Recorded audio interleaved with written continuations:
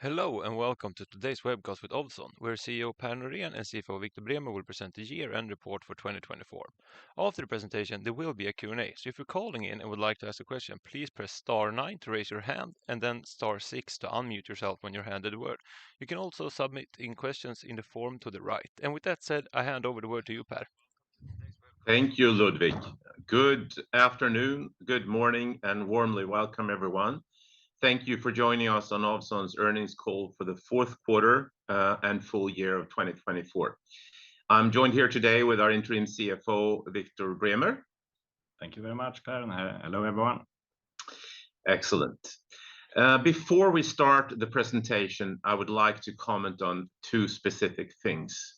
One, probably in the front lobe of everyone, the current geopolitical situation, which is in turmoil. We have a new world order, and I'm not going to speculate in what this means, but I can say that at Ovzon, we feel extremely confident in our products and services, technology and solution, and that it fits the needs for whomever has a critical mission. And we'll continue to talk about that a little further down in the presentation. Number two, before we go into the numbers and so on the financial performance.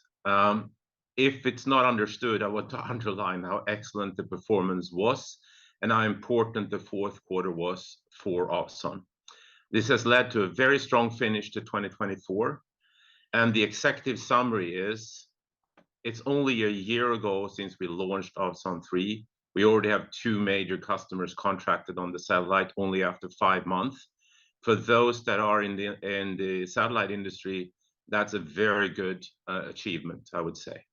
We had very strong order intake on 516 million for the year, based on a couple of large orders with prepayment terms from customers of one specific reason. They want and need us to deliver our SATCOM solutions fast to them. We had a 15% growth in revenue, most of what came from European customers. We delivered a very strong EBITDA. EBITDA is our measure of looking at, do we run a healthy core business? A very strong quarter, 17 million, and we followed up on another strong quarter in Q3 for that. So that's very, very important. And we had a strong 60 million Swedish krona in cash flow from operating activities in Q4 that landed us at 126 million in cash at the year end. Obviously, I would say this, that EBIT, earnings before interest and tax, is on minus. And it's mainly attributed to the fact that we are capitalizing on the $2.3 billion investment we've made in our technology programs. So of the minus 18, we've actually spent a little bit more than 30 million in capitalization. So I think that kind of underlying two specific things, geopolitical and a very strong quarter and a very strong finish of the year. Now, let's move to introducing Ovzon for those of you that are not familiar with us. We are, I would say, the world leader in the most advanced, integrated, and unique satellite communication solutions there is. Our mantra and the way we measure that is in performance, mobility, and resiliency, meaning you can use satellite communication anywhere, anytime, in any way, and you can bring your terminals to connect to the satellite with you. And it's highly resilient, meaning it will not be disturbed, or you will have a very high uptime of your capability. Our mission and our niche is to connect the world's critical missions via satellite. What is a critical mission? It could be for a company, but it's foremost in our core markets, which are defense, national security, and public safety. So it's fair to say that Ovzon is a Swedish multinational high technology company focused on integrated satellite communications, and we serve currently the core markets, defense, national security, and public safety. So when you think about Ovzon, you can think high tech and communication, but you shall also think about us as a supplier, a critical supplier of critical infrastructure to defense, national security, and public safety customers. And defense is now a majority of our revenues going forward. Okay, next slide, please. Of course, satellite communications have been available for decades. However, the world changed when low Earth orbit satellites was brought to light and became a consumer solution. So let's talk a little bit about what all of this means. The geopolitical tension in the world, as I mentioned in the beginning, continues to escalate. We have a new world order. Nations, alliances, organizations scale up investments rapidly on defense solution, and they're modernizing their defense, national security, and public safety with high-tech capabilities. Countries are now shaping plans for more sovereign own capability to have a dependent independence in case of conflicts. Guaranteed communication with undisturbed and continued uptime is crucial, whether it's on land, at sea, or in the air. Security. Security and resiliency is very, very important in communication. So satellite communications is today part of the infrastructure. So think about Ovzon now as part of a crucial infrastructure for a country, for a defense unit, for civil defense, or for national security, for sure. Digitization. Everything we do has an escalation in terms of how much data and information is sent, received, and created. So therefore, cloud solution, and there are cloud solutions for governments, so-called GovCloud, and AI are being used in a dramatically different way today than it was just 1 or 2 years ago. And the first and the last mile of actually being able to use that for a smarter, better society and for defense is connectivity. Satellite communications is therefore the critical part of that. And last but not least, climate change. We have a change in weather patterns. We have a change in climate. Winds, wildfires, floodings, avalanches, or landslides, or whatever we see in the news every day are becoming the new norm. So when land and mobile-based communications are down, satellite communications is, in most cases, the only answer to quickly execute fast and agile rescue missions and in saving lives. Next slide, please. What's unique about Ovzon? So we call this the circle of life. And there are a couple of words on this slide that are important. Integration is important. We are not only providing a mobile satellite terminal or a satellite capacity or network bandwidth or a ground station or a system integration piece of it. We do it all the four. So at 9 o'clock, we provide the world with the smallest, lightest, and most high-performing, ruggedized, and secure mobile satellite terminals that has ever been built. And we're continuously developing them, of course. At 12 o'clock, very high-performing and agile steerable satellite networks.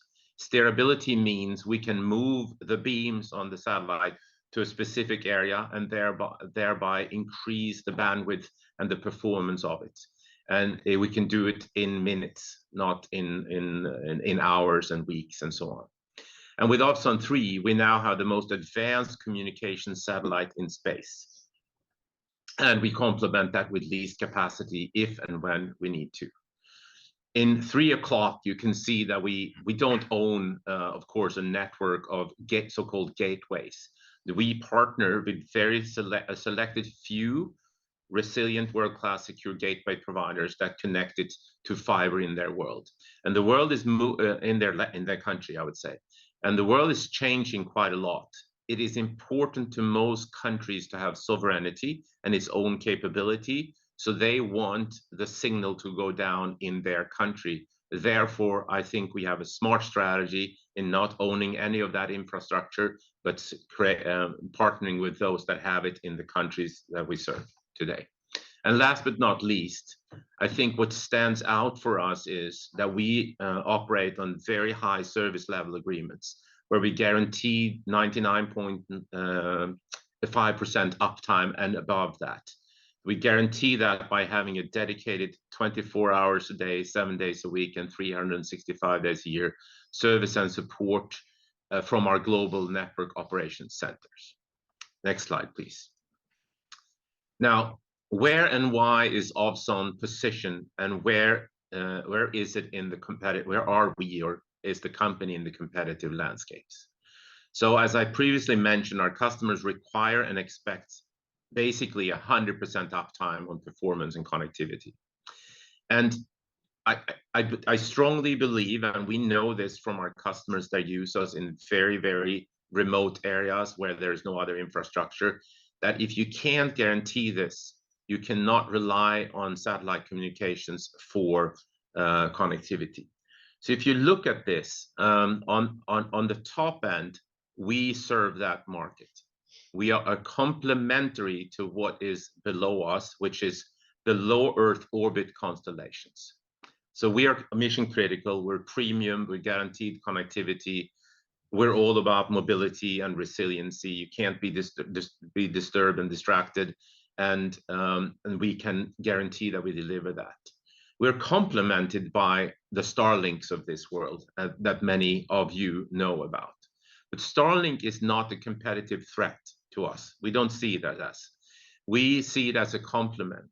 Most of our government customers, whether it's defense and public safety, use Starlink for crew welfare, meaning when they're at bases or when they communicate home, etc., etc.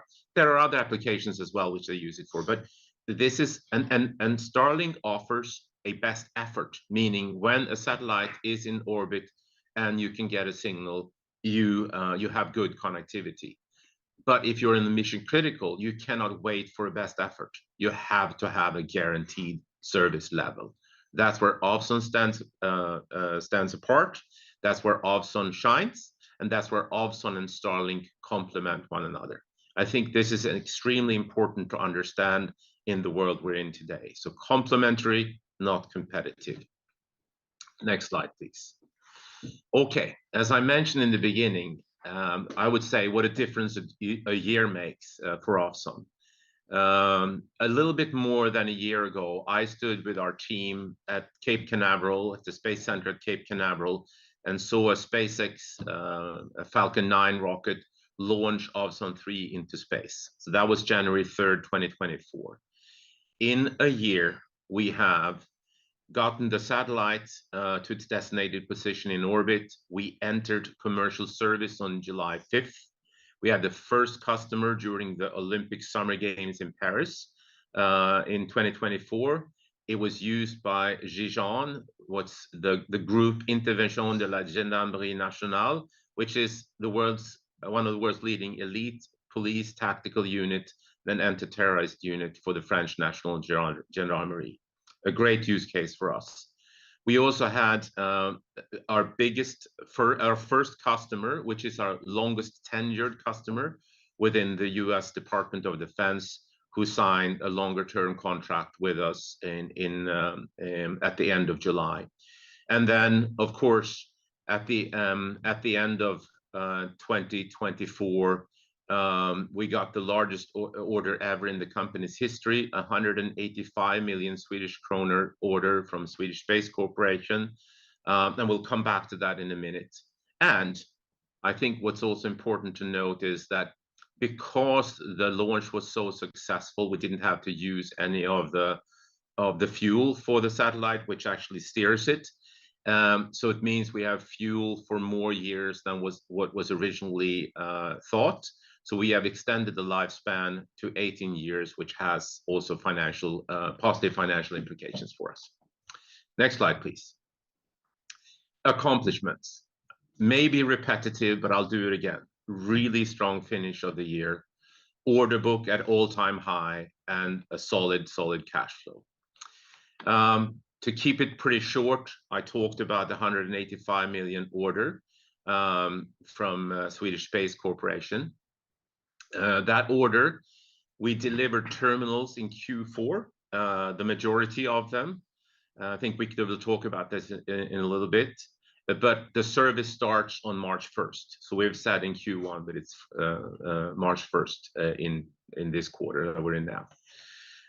We also got an extension of another order from Swedish Space Corporation with additional capabilities that was needed. And that was also paid in advance because of fast deliveries, and that cash came in Q4. I also want to acknowledge, we have a separate slide on it, but a very advanced remotely control of an unmanned ground vehicle with the Swedish defense unit.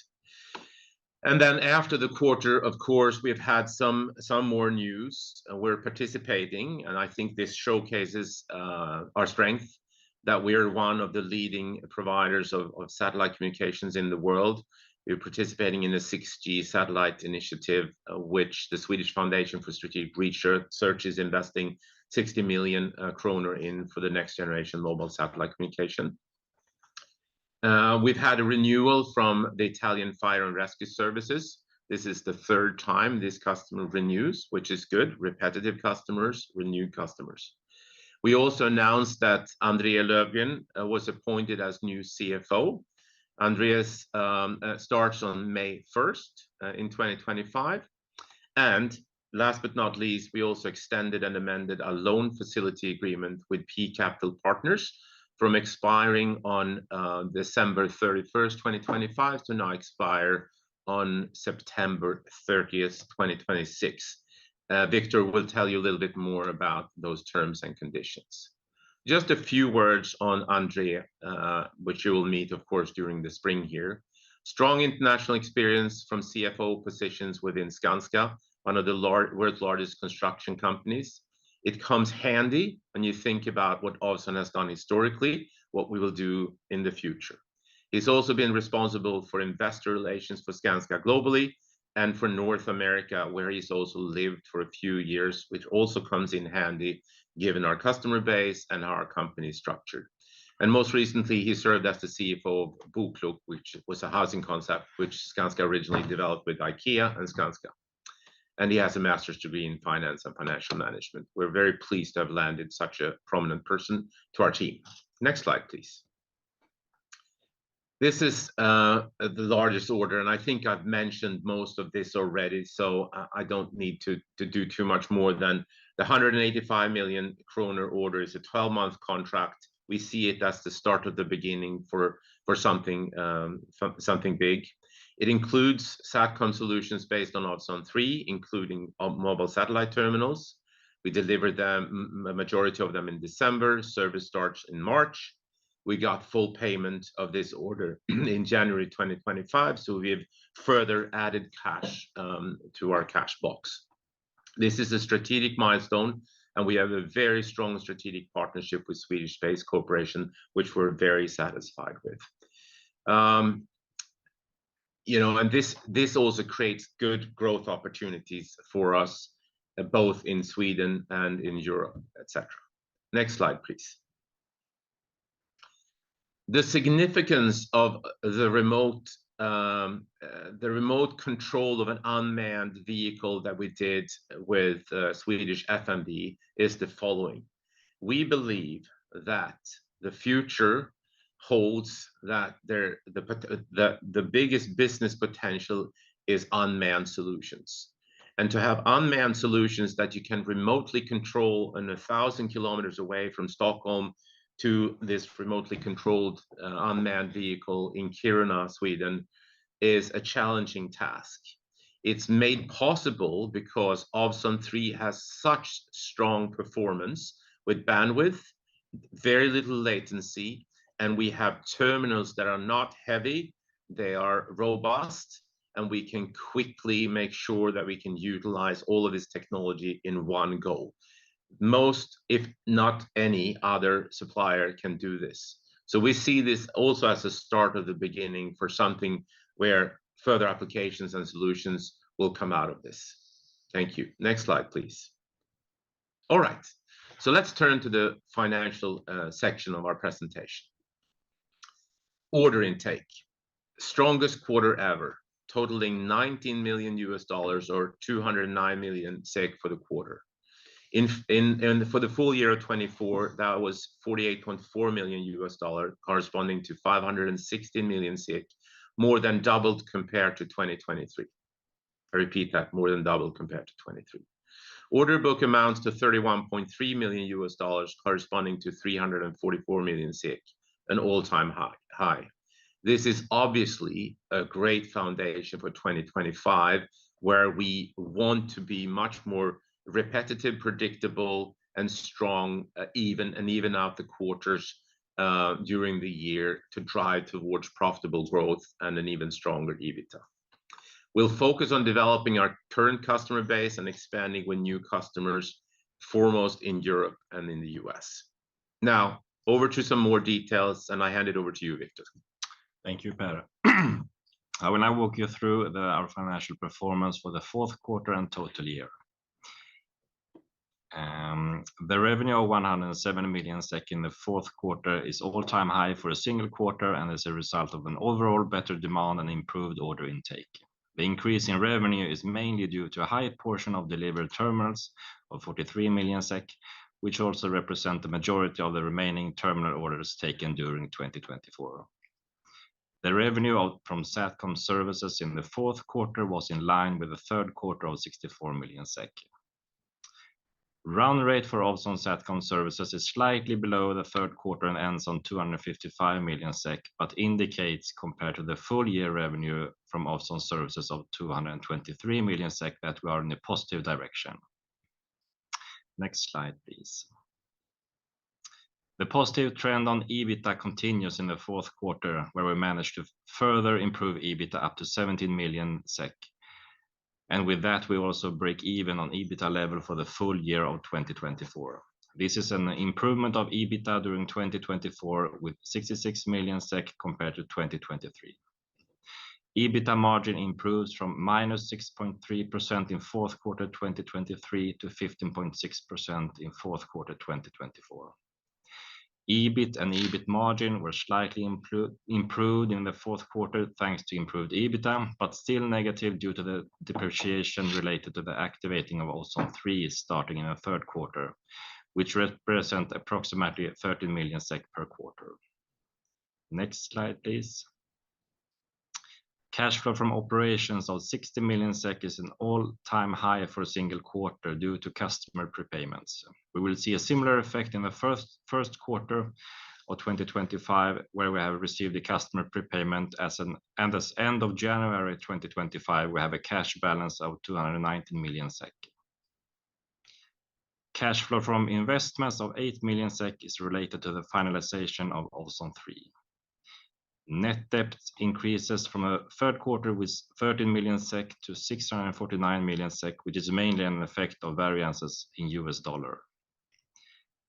This week, we also amended and extended our loan agreement to September 2026, which was made possible thanks to our strong business momentum. Next slide, please. The estimated investments in Ovzon 3 for 2025 remains in the span of 50 to 60 million SEK and is attributed to the finalization of the onboard processor. And in summary, we show that we have a strong business momentum, improving EBITDA quarter by quarter, and Ovzon's financial position is today much stronger than it was 6 months ago. Back to you, Per. Thank you, Victor. Well, maybe this is the first time that all these graphs point in the right direction, up. But I think the key here to remember is very high levels of order intake and an order book, which is good for the future as well. Reaching EBITDA break even for the full year, very important. We'll continue that journey. Cash flow is very strong, cash flow from operating activities. We're good at cash management. We're good at cost control. But in order to scale up, we also need selectively to invest in a few things. But we will do that with a steady hand on the cash machine. So I think all in all, those trends are extremely important. Now, for the future, and this probably does not come as a surprise, but I'll probably summarize with saying it in the following way. This company is a Swedish multinational high-tech company in a very unique space, satellite communication, and not any, but integrated satellite communications that we can turn on for customers for creative commission at any time. And we're really fast in delivery, and we have very high quality of delivery. That bodes well for a world that requires those kind of solutions. And that world is defense, national security, and public safety. So if you should think about Ovzon in either high-tech telecom or defense, national security, and public safety, I would say both. That's where we're positioned today. And I think that's unique, and it's good because we also have very high educational levels, and we have a fairly easy task to actually recruit talent to the pool of talent we already have here. For 2025, our focus will be to deliver financial performance, meaning continue to increase order intake, grow revenue, grow EBITDA, and have a positive cash flow from operating activities. In order to do so, we must have commercial success with the investments that we've made and the hard work we've put in the last 3 to 4 years in getting Ovzon 3, Ovzon onboard processor, and our mobile satellite terminals out. So we have to make sure that every customer stays with us. We have to fully utilize Ovzon 3 because that's where the profitable growth is going to come from. We have to focus and double down on the core market segments that we're in, defense, national security, and public safety. And we have to focus on relevant geographies, not trying to be everywhere for everyone, but relevant geographies. And lastly, we have to actively scale up then by being concentrated on customers, continue to develop our talent pool, being around the clock for business, and continue to deliver measurable value with the technology we have in place. With that, I think I'd like to end with my sincere thanks to our team of Ovzonians for their really hard work and smart work in 2024 that created this very, very strong result for us. And also sincerely thank Victor for his outstanding contributions as our interim CFO at a very crucial time. We'll work very closely together with Victor to drive profitable growth and run a very efficient enterprise because he knows the company really well. So with that, Ludwig, I'll hand it back to you for dialogue and questions and answers. Thank you so much for the presentation here. And as you mentioned, we'll now carry on with the Q&A. So if you're calling in and would like to ask a question, please press *9 to raise your hand and then *6 to unmute yourself when handed the word. And the first caller here is Simon Granat from ABG. Well, you're welcome. You have the word. Good afternoon. Thank you, operator, and good afternoon, Per and Victor, and thank you for the presentation. I have a couple of questions, and initially I would like to ask on the outlook for the US into 2025. Looking back at full year 2024, revenues in the US fell by roughly 50%, and although this was more than well compensated by increased revenues from Sweden and Europe, are you seeing any stabilization, signs of stabilization in the US going into 2025, or perhaps there could be prospect for normalization back to historical levels? Thank you. Good afternoon, Simon. Maybe I should ask you the question. Do you see any signs of stabilization in the US? No, jokingly aside, which we shouldn't joke about this. Listen, I think it's a great question, obviously. We're extremely pleased with that. We have shifted the revenue mix geographically. As you know, historically, we had over 90% of our revenue from the US and US Department of Defense. So it's better to have a better geographical mix of revenue. So we're very pleased with that. What we're not pleased with is that we have reduced the revenue base, as you point out, from the US DoD. Some of it has natural answers to it because the focus of the previous administration in the US was to bring troops home, so to speak, and not invest so much out there in the field with a number of capabilities. And it becomes a budget process and bureaucratic process So we saw that as a kind of a one-off down and trying to get back. I think it's hard to predict exactly what's going to happen now. You've probably seen in the news President Trump talking about 8% cuts in Pentagon and on military spending, et cetera, what effects that will have. I think it's very hard to predict. I would say this, that US is still a very important market to Ovzon. It's the world's largest defense spender. We have a strong position with the core customers we have, and our objective is to regain back to the levels we have and more than that. That's probably the best answer I can give you today. Thank you, and as always, nice to hear all the color added.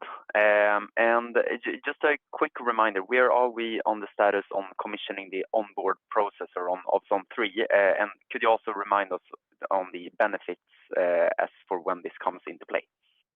Yes, I'll let Victor talk about the financials on that, but let me preface what he's going to say with the following. The onboard processor is already in use. So if you read note 8 in our quarterly announcement, that might give you an impression that is not. It's already started to be used. We have some more work to be done to make it as unique and excellent as it is, because there's no such other thing in the world today. So there's still a little bit more work, but the majority of the work is done, and it's starting to be used by customers today.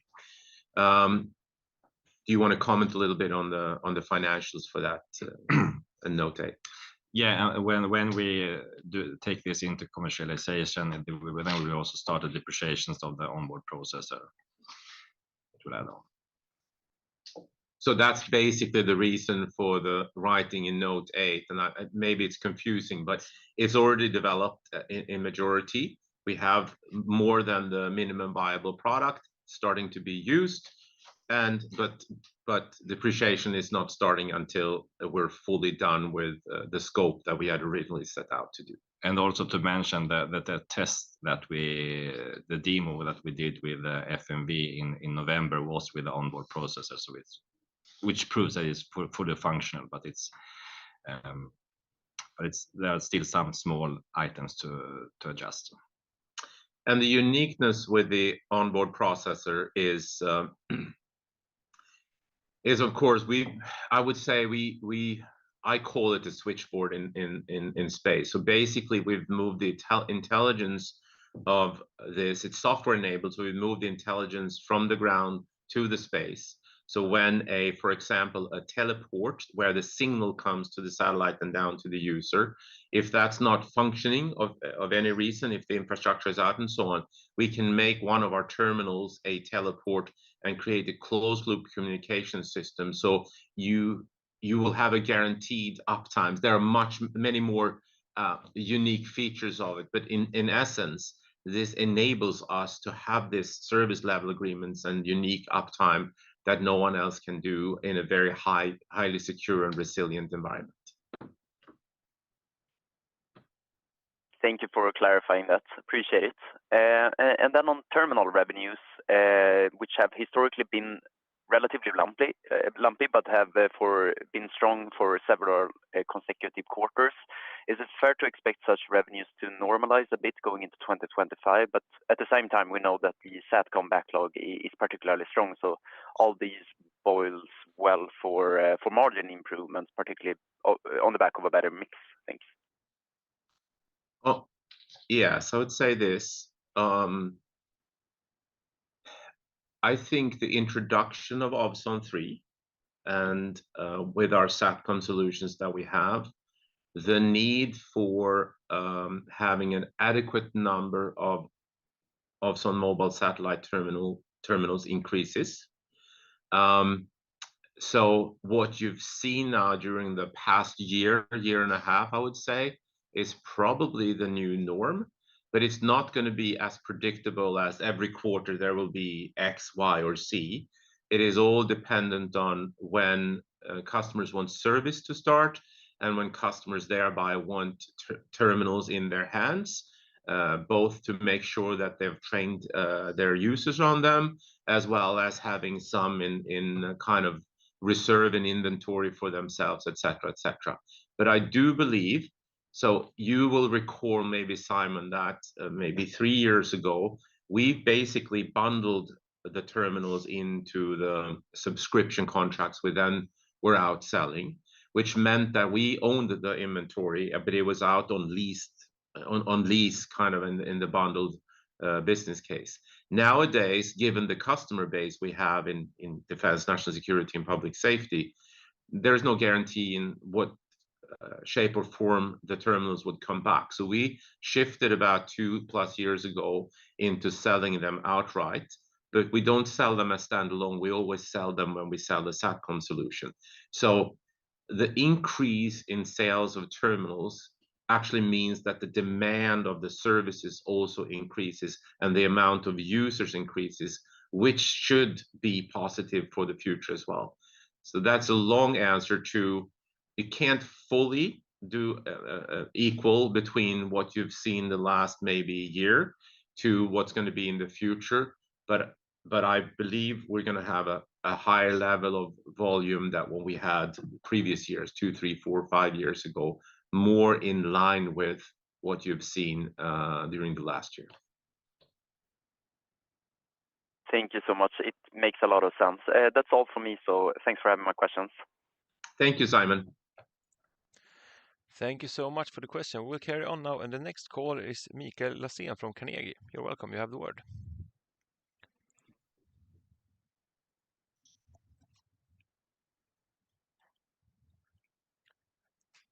You can press *6 to unmute yourself.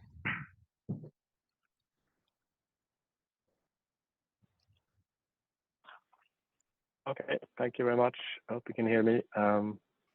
Yep, I have a couple of questions here. The first one is follow up on the terminal question here. Can you say of how much of the orders that you have received in the second half that you have delivered in terms of terminal sales, and how much you still have in the order book for delivery in 2025? Yeah. Hey, Michael. Very good question. I'll let Victor answer that, but we're going to try to be as precise as we possibly can, for sure. As I mentioned, we have delivered the majority of all the terminal orders that we received, and we have about $2 million of terminals remaining in the order book. Oh, great. Thanks. To be during 2025. Yeah. Okay. And another one here regarding the mix. How much of the revenue in Q4 now are based on Ovzon 3? Is it only the US DoD contract, or do you have already started the SSC contract, which was including the... Yes, another excellent question. The answer is very straightforward. It's only the US DoD plus some of the smaller contracts we had during the second half of the year, obviously, but they're already consumed. So it's only the US DoD. The Swedish Space Corporation contract of 185 million, that bigger order, starts on March 1st. So the service starts on March 1st. Why we didn't write that originally in the press release was that it wasn't clear to us. The customer wanted to start quicker and earlier. It wasn't quite clear how, if they were ready to do so, and also how fast we could deliver the terminals. We were obviously, as you understood now, very fast in delivering the majority of the terminals in that order, and then with a little delay, the service starts on March 1st. Thanks, that was clear. And when it comes to the SSC contract that you received in December, can you talk to us about I mean, what it means for you to sell Orion and Pegasus services to this customer? This is the first, I think. It's absolutely correct. You're absolutely correct. It's the first that has both Ovzon Pegasus and Ovzon Orion services in it. therefore, the mix of terminals kind of indicates that too, because they both the Ovzon T7 obviously is equipped for with its dual modem, is equipped for the Ovzon Orion services, and our on the move terminals are now also being equipped for that step by step for with a dual modem, etc., etc. So it means that the end customer is looking at a variation of use cases, I would say, where they need Ovzon Pegasus services straight on, similar to Ovzon Satcom as a service concept, and where they're going to deploy the Ovzon Orion service for what mission, for which kind of units and which kind of use cases. So it's a little bit early days because this is the first, as you noted, and we're working very closely with both the Swedish Space Corporation and the end customer that's going to use this, also in terms of how to set this up. What we see is that I think the first installations that's going to happen here will actually showcase how broad and how deep and how they will layer the different Ovzon Pegasus and Ovzon Orion services and the combinations thereof. So I think during this year we'll be able to provide a little bit more granularity into that, because we're working kind of through that with the customer as well here as we kick off the service in 1st of March. Okay, got it. And maybe also a follow-up here. Can you maybe clarify what the onboard processor is capable of right now and what you're working on during 2025? Yes, we can. And in general, it's capable of everything that it was designed to do.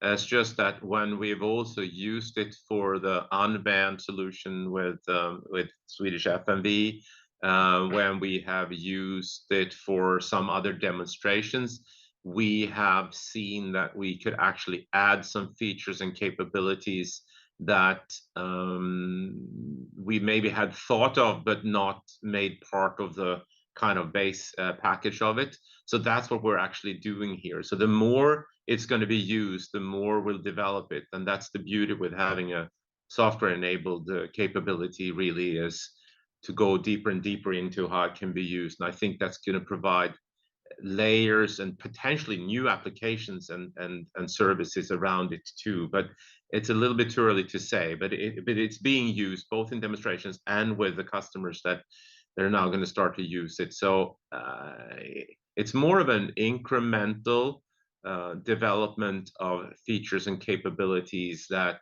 we think will make it even more unique, honestly. Okay, interesting.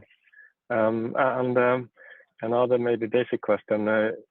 Can you say something about how you're marketing Ovzon 3 to customers and what feedback you have received so far? Yes, I can shed some light on that. I think the way to portray it is probably, this is not a I call it 4 colors and glossy paper, kind of sending people a catalog and pick and choose from the catalog kind of thing. It is a lot of education, insights on many layers from the end user that is just going to use it in field, to also decision makers about investments in short, mid, and long-term SATCOM solutions. So it requires very much of a consultative solution selling approach, and how we position it. It requires, in many cases, that we do very tangible hands-on demonstrations, and we are out doing that with the customers.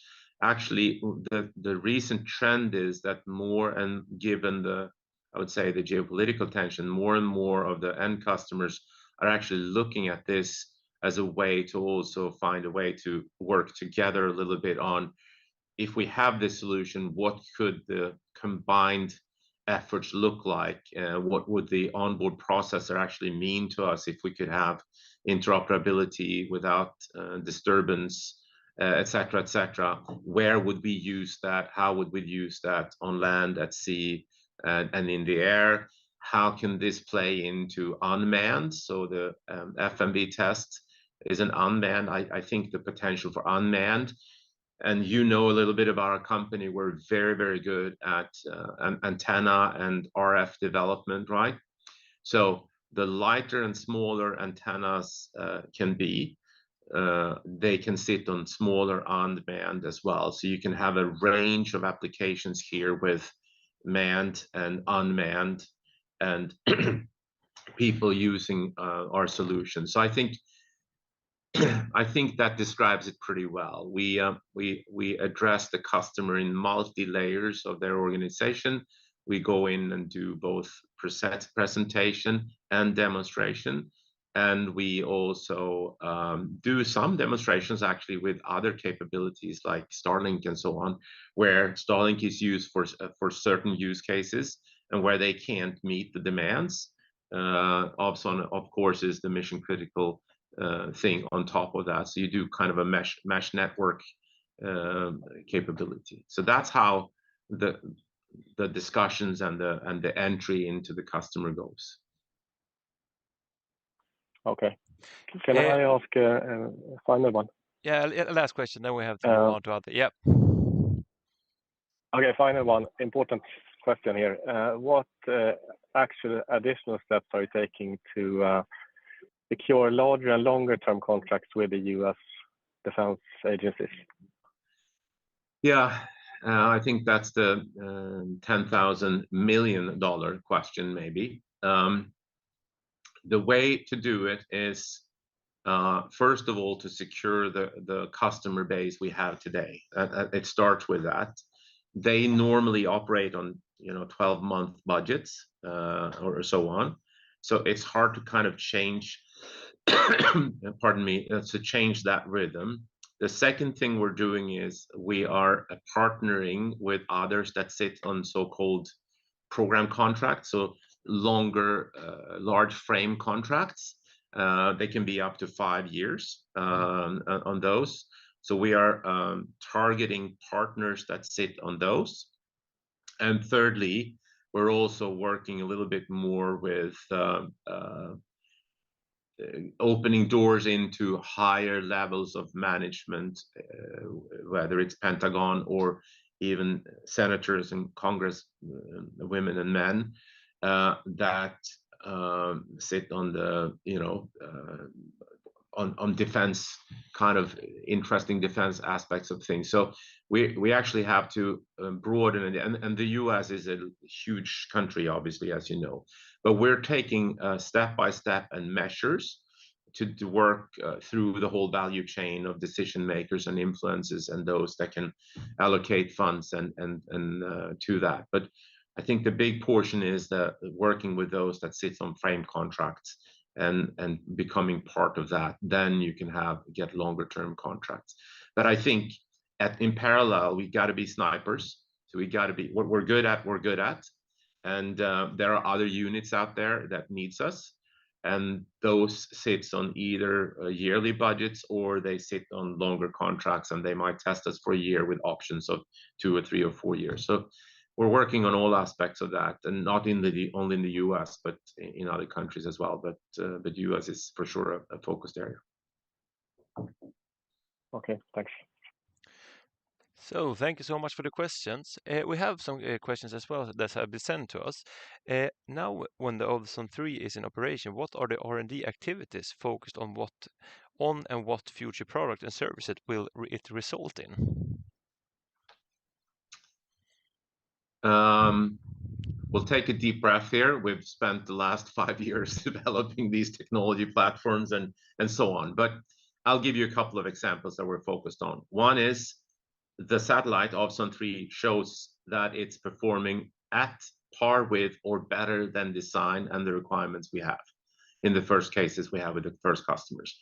That is very encouraging. Therefore, we're looking into, can we produce, should we have one or more of the similar kind of satellites, meaning think of it at Ovzon 4 and 5 and so on.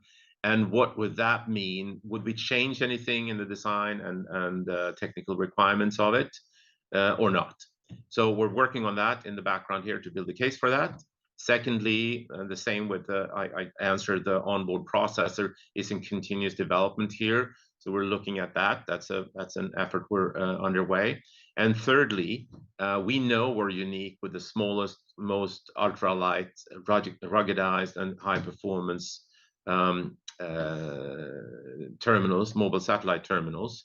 So we're looking at how can we get the right kind of antenna and performance of antenna and in those terminals and modems, etc.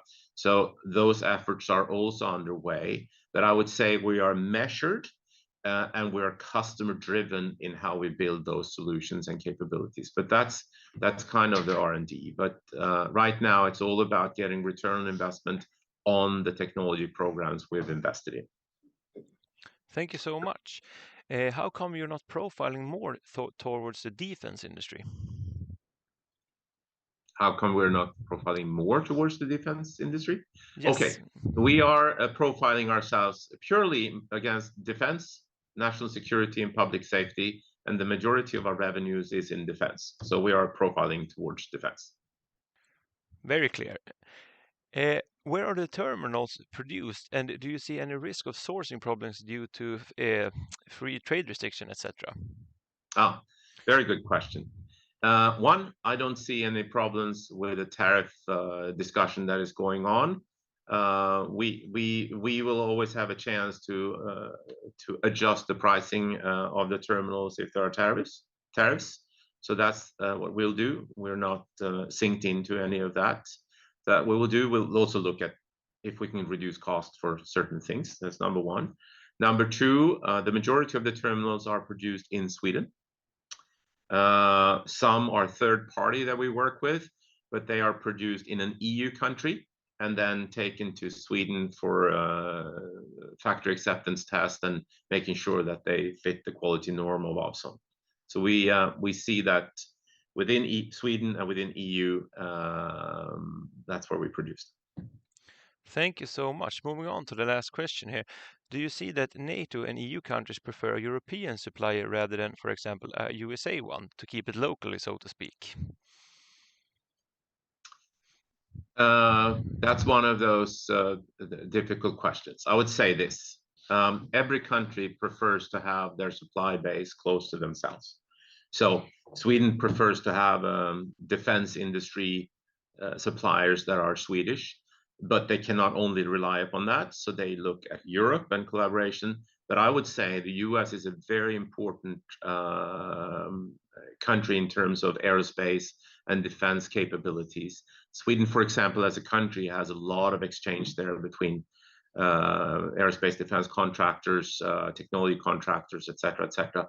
So I would say you can't shift overnight. Most countries that have a strong technology and innovation culture, a strong base of academia, the kind of what we call the triple helix, so academia, industry, and government, they try to produce as much as they can by themselves, but they also know that the important is to have collaboration with others. So I think the answer is yes, but there needs to be global collaboration specifically between NATO countries, then including the US. Thank you so much. This was all the questions we had. Thank you so much, Per and Victor, for the presentation and answering all our questions. And thank you all for tuning in. I wish you a pleasant weekend. Thank you, Ludwig. Thanks, everyone. Have a good weekend.